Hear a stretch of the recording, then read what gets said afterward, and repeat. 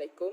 My name is Ahmad Rizak bin Ahmad Nazulan, and my matric number is A19A0016, and I will be given introduction for our assignments. So financial management is concerned with both optimal procurement and optimal use of finance. The objective of our assignments is to make a comparison between the Panasonic Manufacturing Malaysia Berhad and Panasonic Holding Berhad by analyzing the horizontal and vertical financial ratios between the years of 2018, 2019 and 2020. Other than that, make a trend analysis, comparative analysis, and give recommendations for both company to getting better in the futures. Next, nature of business. For Panasonic's Manufacturing Malaysia Berhad, Panasonic is one of the leading manufacturers of electrical products in the world, and it is established in 1918 by Konosuke Mushihita at Japan. At first, Panasonic's company only sold duplex lamp socket before their launching its own products on 1927. And one of the branch opened in Malaysia on 29 March 1976, known as Matsuhita Sales and Service India Berhad, and Panasonic received the METI Minister Awards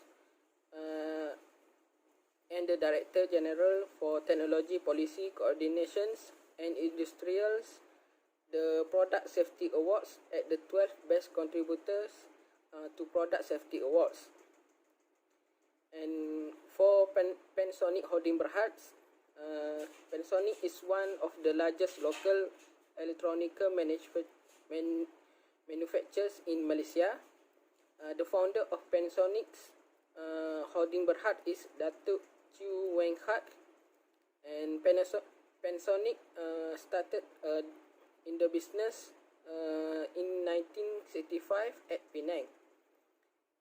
The business was started in small shops called Kiat Radio Co. And Panasonic also have received awards such as Brand Promotion Grant from MITI of Malaysians in 2015, and Brand Excellence Awards, Putra Brand Awards, and Best Brand in Consumer Electrical Appliance. And now I will be presenting about current ratio of the both of the company. For Panasonic Manufacturing Malaysia Berhad, the ratio of 2018 is 4.41 and increasing in 2019 as 4.51 and dropped by 2020 as 4.44. And for current ratio for Panasonic Holding Berhad at 2018 1.21 and dropped at 2019 as 1.18 and increasing drastically in 2020 as 1.33. And next is acid test ratio. For Panasonic's Manufacturing Malaysia Berhad, 4.14 for 2018 and increase at 2019 for as 4.23 and drop and decrease drastically at 2020 to 3.91. And for Panasonic Holding Berhad at 2018, the ratio is 0.62 and increasing a little bit at 2019 as 0.66 and increasing again at 2020 to 0.88. And lastly is average collection periods. For the Panasonic, the ratio at on 2018 is 38.2 days, and in 2019 it's dropped to 34.1 days, and 2020 increasing to 36 days. And for Panasonic Holding Berhad, in 2018, the period is 66.53 days and increasing in 2019 to 75.51 days and increasing again in 2020 to 76.79 days. Hi madam, my metric number is A18B1263. So our total represented inventory turnover for Panasonic. So based on the diagram, it shows that the ratio decreased from 90.01 times in 2018 to 18.55 times in 2019, and 4 dropped to 11.65 times in 2020. So the high turnover is in the year 2018, which means that the firm investment inventory is lower and this investment is more liquid. So Panasonic Holding inventory turnover is keep increasing from year to year. 2018 is 3.12, 2019 3.76, and 2020 is a 5.34 times. So that's mean the highest turnover is in year 2020, which is a 5.34 times. That's mean the firm investment inventory is lower and this investment is more liquid.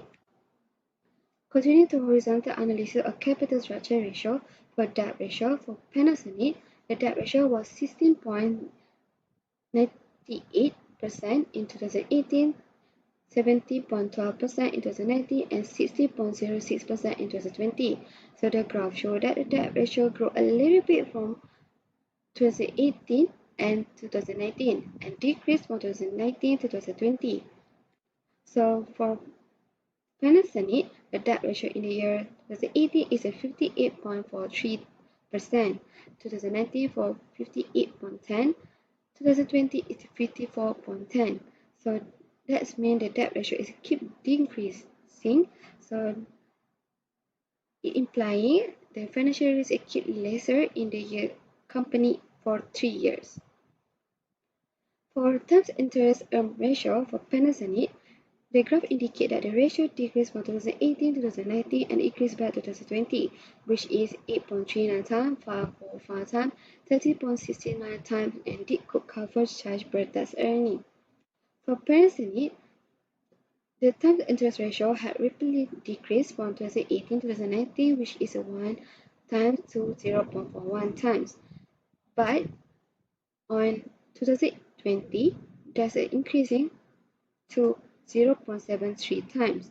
That means there's a times interest ratio is a positive. That means the firm is able to pay interest because the interest expense is less than the net operating income. For horizontal analysis of asset management efficiency ratio for Panasonic in 2018, the fixed asset ratio is 5.07 times. It increased to 9.2 times, and it kept decreased to 6.73 times in 2020. So the total asset turnover remained unchanged for 1.12 times for 2 years, 2018 to 2019, but slightly dropped in 2020, which is 1.01 times.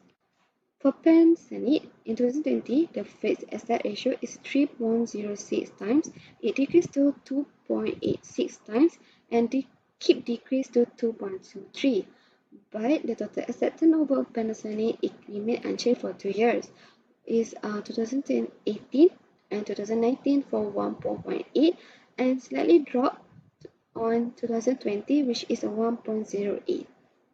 Thank you.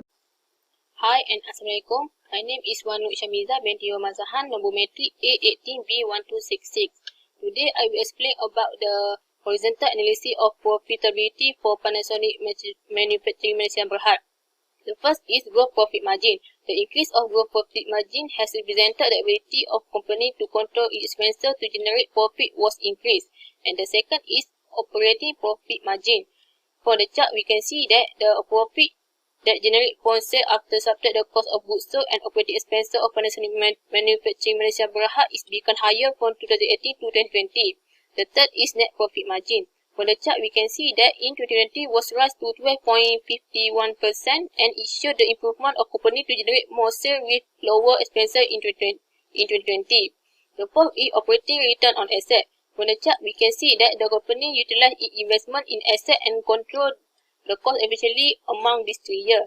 The fifth is return on equity. For the chart, we can see that the increase of return on equity ratio in 2020 represented the improvement of the return on the common stock of the investment of company.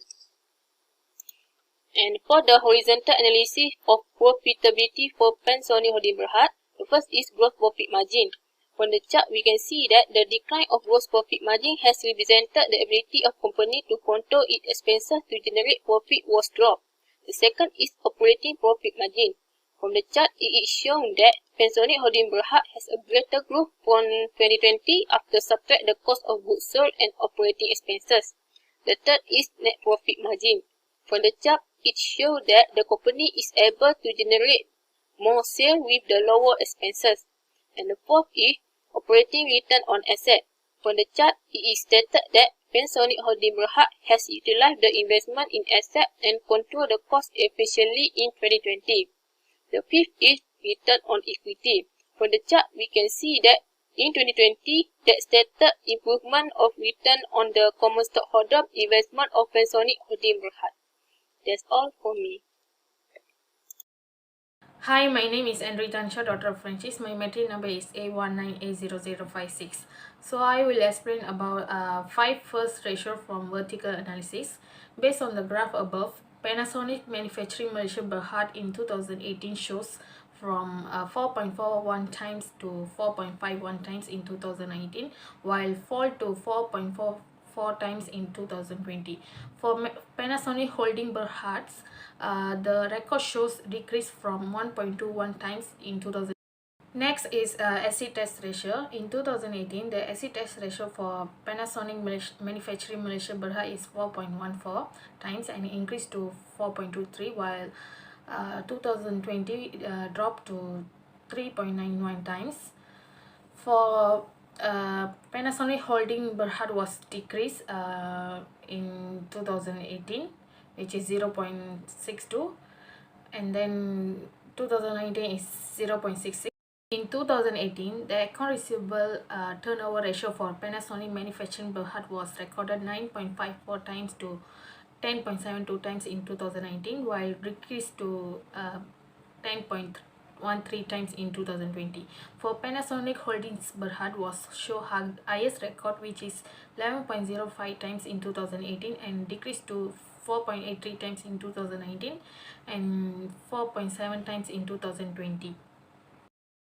In 2018, the average collection period for Panasonic Malaysia Berhad shows 38.2 days and decreased to 34.1 days in 2019, while in 2020 again increased to 36.1 days. Based on the chart above, Panasonic Holdings Berhad shows increase from 65.53 days.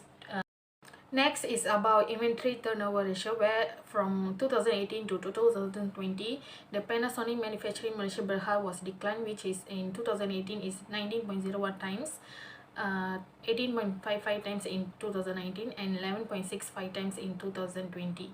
For Panasonic Holdings Berhad show was grow up from 3.212 times in 2018 and 3.76 times in 2019 and 5.34 in 2020.